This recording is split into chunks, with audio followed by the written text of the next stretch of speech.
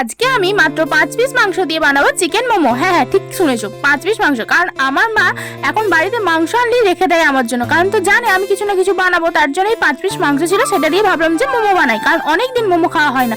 তো দেখো প্রথমে মিক্সিতে মাংসের পিসগুলো দিয়ে দিলাম, এবার দিয়ে দিচ্ছি আদা রসুন আর কাঁচা লঙ্কা দিয়ে ভালো করে মিক্সিতে বেটে নিচ্ছি। কারণ কি আমি তো আর টুকরো টুকরো করে চপ করতে পারবো না, কারণ আমার কাছে চপার নেই।